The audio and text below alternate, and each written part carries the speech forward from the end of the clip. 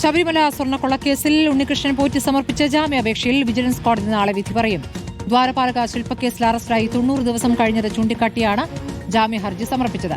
നേരത്തെ ഉണ്ണികൃഷ്ണൻ പോറ്റി സമർപ്പിച്ചിരുന്ന 2 ജാമ്യാപേക്ഷകളും കോടതി തള്ളിയിരുന്നു. AV ജയശങ്കർ വിവരങ്ങളുമായി. ജയശങ്കർ, ഇപ്പോൾ പോറ്റിയുടെ ജാമ്യാപേക്ഷ നാളെ കോടതിയുടെ മുന്നിൽ എത്തുകയാണ്. എന്താണ് അറിയാനാകുന്നത്?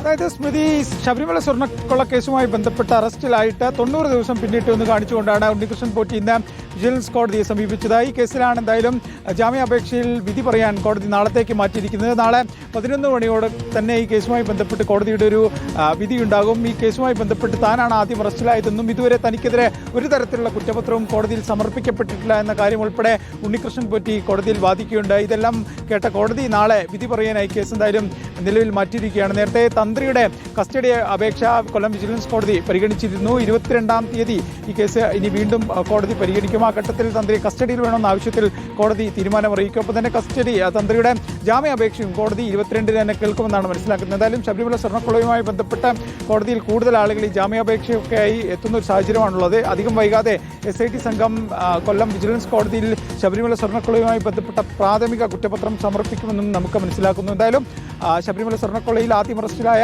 ഈ സ്വർണ്ണക്കൊള്ളയുമായി ബന്ധപ്പെട്ട മുഖ്യ കേന്ദ്രം എന്ന് പറയുന്ന 1-ാം പ്രതിയായ ഉണ്ണികൃഷ്ണൻ പോറ്റിയുടെ ജാമ്യാപേക്ഷ നാളെ കോടതി പരിഗണിക്കും. ദ്വാരപാലക കേസുമായി ബന്ധപ്പെട്ട ഇതിലാണ് ഉണ്ണികൃഷ്ണൻ പോറ്റി എന്തായാലും നിലവിൽ ജാമ്യാപേക്ഷയുമായി കോടതിയെ സമീപിച്ചിരിക്കുന്നത്. ഇതിലെന്തായാലും വിധി നാളെ ഉണ്ടാവും. നാളെ അറിയാം ഉണ്ണികൃഷ്ണൻ പോറ്റിക്ക് ഇറങ്ങാനാകുമോ അതോ ഉള്ളിൽ തന്നെ കഴിയേണ്ടി വരുമോ എന്ന്. ശരി, AV ജയശങ്കറാണ് വിവരങ്ങൾ നൽകിയത്.